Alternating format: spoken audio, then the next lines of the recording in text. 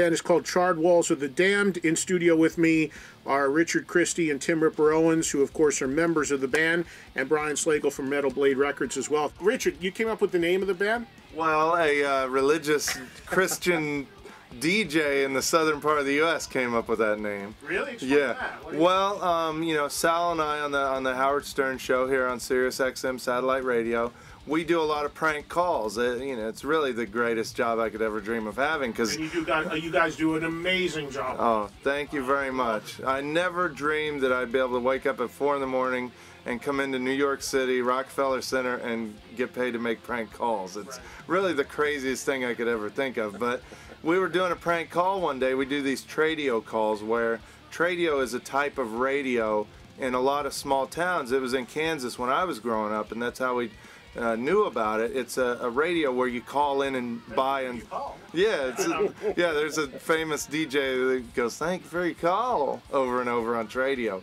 But you can call in, you sell items, you buy items. It's like eBay on the radio, and you can also email stuff to them. So there was this one Christian tradio show in the southern part of the U.S. that Sal and I had been messing with for like a week. We sent in a bunch of crazy emails, and they were reading it on the air, like "Happy Birthday to Curly Pubes" and "Eating Beaver," and you know, stuff that they didn't realize what they're saying is really filthy, but it was. And I guess they found out after a few days that we were messing with them, and they come on one day and they go, "We got to start off the show on a very serious note. The devil has been here on our station." They pretty much called me and Sal the devil, and they go, "You know, if you're listening, and we know you are, we want you to come and join us in Jesus' hand, and accept Jesus into your heart, and not in a sinner's hell where you'll be scratching your nails on the charred walls of the damned." And Sal and I heard them say this, and at the time I'd been trying to think of a band name for like 2 months, because I swear every cool band name has already been taken. And Sal and I looked at each other and we were like, "That is an awesome band name."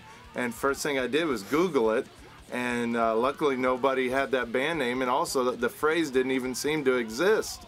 I guess this religious guy was in such a tizzy that he just put these words together, but meanwhile, little does he know, he'd come up with an awesome band name for me. Did you write stuff on here? Because most drummers aren't capable of writing, but do you write also? Yeah, I played guitar since '92, and really since I moved to New York, started playing a lot more at night and stuff. And yeah, I wrote all the guitar parts and the drums and the bass, and sent some vocal ideas to Tim.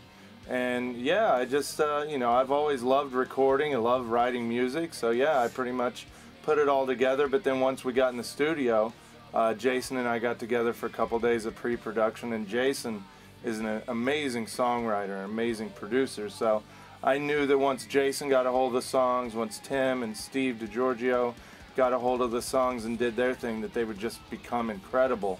You know, when I play guitar, I'm just okay, I'm not great, so I knew once all these guys got a hold of this music, it would just take, you know, another life and just take on another form and become even better. And he even wrote the lyrics. Yeah, wow. Yeah. Amazing. I can't really imagine what the subject matter is about.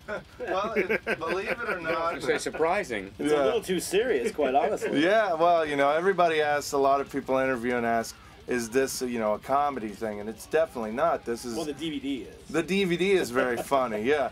But no, the album, I treat this band with the utmost seriousness, and same with metal. I've been a huge metal fan since I was a kid, and I think people that know your background and know what you've done and know you're a legit metal band, metal guy that lives and breathes it, will know that you're not gonna dick around with the record. You know? I think you can hear from the first 20 seconds that it's, you know, that it means business, and we're doing it as you know, for our love of metal, as a serious thing. And the lyrics deal with a lot of personal stuff. I have a song about my fear of flying on there. I'm scared to death of flying, and I just wrote about stuff that I feel that I hope other people can relate to. I wrote about my love for drumming. There's one song that's just about, you know, the passion that you can have for any instrument you play or anything that you do. And it's just a lot of personal type lyrics that I could relate to, and I found it very easy to write lyrics that way.